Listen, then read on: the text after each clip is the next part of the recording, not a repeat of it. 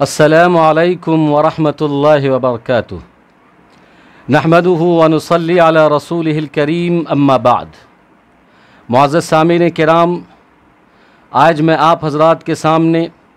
اس مسئلے کے متعلق گفتگو کرنا چاہتا ہوں جو مسئلہ گزشتہ کئی دنوں سے سوشل میڈیا پر وائرل ہے، ٹرینڈ کر رہا ہے۔ وہ مسئلہ یہ ہے کہ ایک صاحب ہیں شہاب بھائی کیرلا والے، وہ پیدل سفر حج پر نکل پڑے ہیں۔ جب سے وہ پیدل سفر حج پر نکلے ہیں تب سے لوگوں کے درمیان بحث چھڑی ہوئی ہے کہ پیدل حج کرنا صحیح ہے یا غلط ہے، جائز ہے یا ناجائز ہے۔ امت مسلمہ کی ایک جماعت وہ ہے جو شہاب بھائی کے اس عمل کو پسند کرتے ہیں، تائید کرتے ہیں، اس کی سراہنا کرتے ہیں، ان کی تعریف کرتے ہیں، ان کی حوصلہ افزائی کرتے ہیں اور ان کا سپورٹ کرتے ہیں اور ان کو پھول اور کلیوں کے ساتھ ان کا استقبال کر رہے ہیں، ان کا سواگت کر رہے ہیں اور ان کے اس عمل کو افضل اور بہتر سمجھتے ہیں۔ امت مسلمہ کی ایک جماعت وہ ہے جو شہاب بھائی کے اس عمل کو ناپسند کرتے ہیں اور اس کا اپوز کر رہے ہیں، اس کی تردید کر رہے ہیں، ان کو مکار سمجھ رہے ہیں اور ان کو ریاکار کہہ رہے ہیں، اور وہ کہتے ہیں کہ یہ نام و نمود چاہتا ہے، شہرت چاہتا ہے، دکھلاوا چاہتا ہے، پبلکسٹی چاہتا ہے، اخبار اور اشتہار میں اپنے آپ کو لوگوں کے درمیان پروموٹ کرنا چاہتا ہے۔ صحیح بات کیا ہے میں آپ کو بتاؤں گا۔ امت مسلمہ کی دونوں جماعت صحیح کہہ رہی ہے یا غلط کہہ رہی ہے، پیدل سفر حج کرنا صحیح ہے یا غلط ہے، جائز ہے یا ناجائز ہے، میں اس کی ساری تفصیلات آپ کے سامنے رکھوں گا۔ بس آپ سے گزارش یہ ہے کہ آپ کہیں جائیے گا نہیں، آخر تک ویڈیو دیکھیے گا، اور اگر آپ اس چینل پر نئے ہیں تو میرے اس چینل سبیل الجنہ کو سب سے پہلے سبسکرائب کیجئے، لائک کیجئے، شیئر کیجئے تاکہ اس طرح کی مفید معلومات آپ تک پہنچتی رہے۔ تو آئیے مسئلہ سمجھتے ہیں کہ پیدل حج کرنا صحیح ہے، غلط ہے، جائز ہے، ناجائز ہے۔ امت مسلمہ کا جو نظریہ ہے دو دھڑ دو گٹ بٹا ہوا ہے، وہ کہاں تک صحیح ہے، کہاں تک غلط ہے۔ اس بات کو سمجھنے سے پہلے ہم چند بات سمجھتے ہیں۔ سب سے پہلی بات،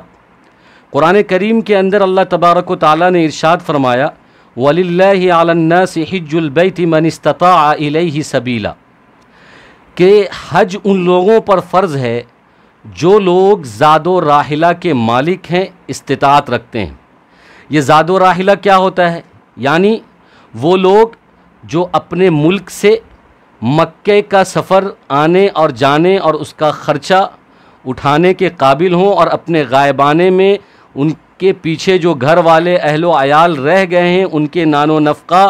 اور سکنا یعنی کھانے پینے اور رہنے سہنے کا خرچہ اٹھانے کی طاقت رکھتے ہوں اور وہ اس کے قابل ہوں، تو اس کا مطلب یہ ہے کہ وہ زاد و راحلہ کے مالک ہیں، زاد و راحلہ کی وہ استطاعت رکھتے ہیں۔ ایسے لوگوں پر حج فرض ہے۔ اور جو لوگ زاد و راحلہ کے قابل نہیں ہیں، مالک نہیں ہیں، استطاعت نہیں رکھتے ہیں، ان لوگوں پر حج فرض نہیں ہے۔ اب دوسری بات سمجھیے، قرآن کریم کے اندر اللہ تبارک و تعالیٰ نے ارشاد فرمایا وَأَذِّن فِي النَّاسِ بِالْحَجِّ يَأْتُوكَ رِجَالًا وَعَلَى كُلِّ ضَامِرٍ يَأْتِينَ مِنْ كُلِّ فَجٍّ عَمِيقٍ۔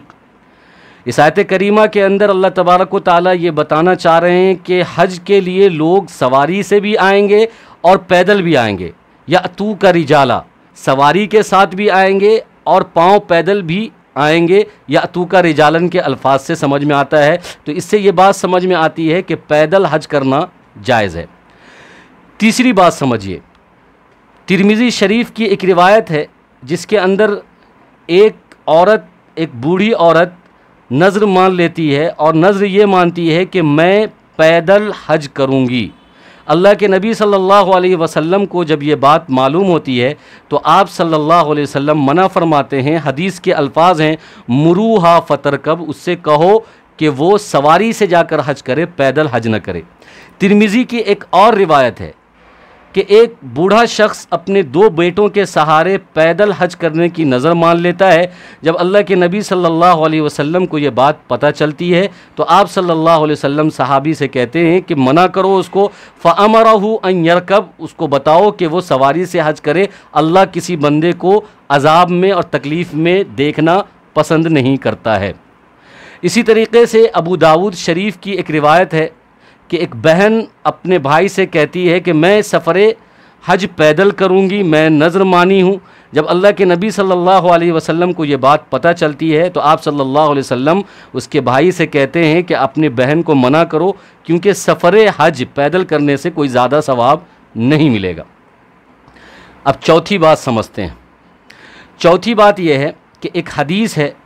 جس کو امام حاکم نے مستدرک کے اندر اور صحیح ابن خزیمہ کے اندر یہ حدیث آئی ہوئی ہے کہ جو شخص پیدل حج کرے گا اس کو 1 قدم پر 700 نیکی ملے گی، اور یہ 700 نیکی حرم مکی کے برابر ہوگی۔ تو حرم مکی میں 1 قدم کا ثواب 1000 کے برابر ہوتا ہے، تو 1 قدم کا اگر 700 ہوتا ہے اور اس 700 کو 1000 سے گنا کریں گے تو 1 قدم کا 7 لاکھ ہوگا، اور پھر وہ جتنے قدم ہوں گے اتنے لاکھ بنتے چلے جائیں گے، یعنی 1 قدم پر 7 لاکھ ثواب ملے گا۔ یہ حدیث صحیح ابن خزیمہ میں ہے اور مستدرک کے اندر ہے۔ 5ویں بات سمجھیے،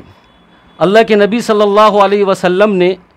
صحیح مسلم کے اندر ایک حدیث ارشاد فرمائی کہ خذوا من الاعمال ما تطیقون، کہ تم ایسے اعمال اختیار کرو جس کی تم طاقت رکھتے ہو، جو تمہارے اختیار میں ہیں، جو تمہارے بس میں ہیں۔ مشقت بھرے اعمال سے بچو، یعنی جس کے اندر مشقت ہے، جس کے اندر تکلیف ہے، جس کے اندر جو ہے پریشانی ہے، ایسے اعمال سے بچو۔ سہولت اور آسانی اور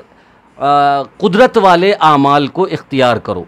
یہ 5 باتیں ہیں، اس کے نتیجے میں ہمیں کچھ باتیں سمجھ میں آتی ہے، وہی اس مسئلے کا خلاصہ ہے اور وہی اس مسئلے کا جواب ہے۔ سب سے پہلی بات یہ سمجھ میں آتی ہے کہ پیدل حج کرنا نہ فرض ہے، نہ واجب ہے، نہ سنت ہے، بلکہ ایک جائز امر ہے، وہ بھی کچھ کنڈیشن اور شرائط کے ساتھ۔ کنڈیشن اور شرائط یہ ہے کہ پیدل حج کرنے والا وہ بیمار نہ ہو، لاغر نہ ہو، مجبور نہ ہو اور صحت مند ہو، یعنی وہ مکہ تک پیدل جا سکتا ہو، اس کے باڈی میں، جسم میں اتنی طاقت ہو۔ دوسری شرط یہ ہے کہ نام و نمود نہ ہو، دکھلاوا نہ ہو، شہرت نہ ہو، چرچا نہ ہو، پرچا نہ ہو، وہ صرف اللہ کی رضا کے لیے پیدل حج کرنا چاہتا ہو۔ قرآن کریم کی آیت سے یہ بات سمجھ میں آتی ہے کہ لوگ سفر حج پر جائیں گے، پیدل بھی جائیں گے، تو اس سے جواز کی بات تو سمجھ میں آتی ہے کہ آدمی پیدل حج کرنے جا سکتا ہے، لیکن بہتر اور افضل نہیں ہے۔ دوسری بات یہ سمجھ میں آتی ہے کہ امت مسلمہ کی وہ جماعت جو شہاب بھائی کے اس عمل کے منکر ہیں اور ان کا اپوز کر رہے ہیں، ان کو مکار کہہ رہے ہیں، ان کو ریاکار کہہ رہے ہیں، ان کو کہتے ہیں کہ یہ جائز نہیں ہے، یہ ناجائز ہے، یہ حرام ہے، شہاب بھائی کو یہ کام نہیں کرنا چاہیے، تو ان کو اپنے اس بات کی، اپنے اس حرکت کی اصلاح کرنی چاہیے، کیونکہ جب قرآن کی اجازت ہے، قرآن کہتا ہے کہ پیدل حج جا سکتے ہیں، تو پھر ہم اور آپ کون ہوتے ہیں منع کرنے والے؟ اور دلیل دیتے ہیں کہ ترمذی شریف میں اللہ کے نبی صلی اللہ علیہ وسلم نے فلاں عورت کو اور فلاں بوڑھے کو اور فلاں بہن کو پیدل حج کرنے سے منع کیا ہے، تو آپ اچھی طریقے سے سمجھیں کہ میں نے جو تینوں حدیث آپ کے سامنے رکھی، ترمذی کی 2 اور ابو داود کی 1، وہاں پر جو ممانعت ہے وہ مجبوری اور معذوری کی وجہ سے ہے، کیونکہ ایک عورت ہے، بوڑھی ہے، وہ عورت بغیر محرم کے نہیں جا سکتی، بوڑھی ہے تو بدن میں جان نہیں ہے، اکیلے نہیں جا سکتی ہے اور پیدل نہیں جا سکتی ہے۔ اسی طریقے سے بہن ہے تو وہ بغیر محرم کے نہیں جا سکتی ہے، اس کو بھی محرم کی ضرورت ہے۔ ایک بوڑھا شخص ہے، وہ بوڑھا شخص بھی پیدل نہیں جا سکتا ہے، 2 لڑکوں کے سہارے سے جائے گا۔ تو اللہ کے نبی صلی اللہ علیہ وسلم نے ان تینوں کو جو منع کیا ہے وہ مجبوری اور معذوری کی وجہ سے منع کیا ہے، یہ منع وہ منع نہیں ہے کہ بھائی کوئی بھی نہیں جا سکتا ہے۔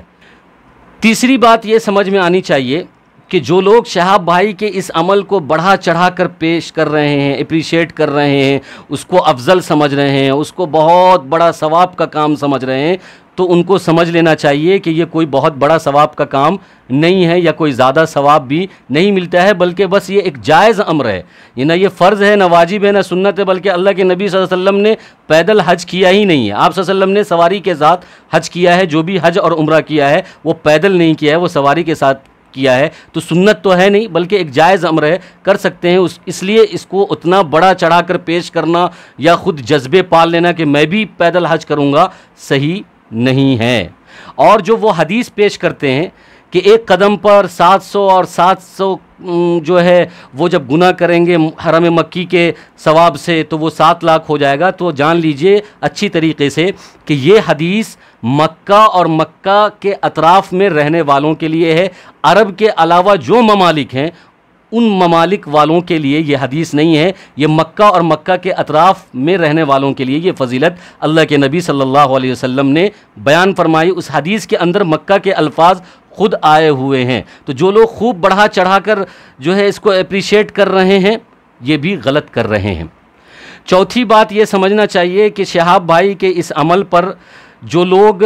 فضول خرچی کر رہے ہیں،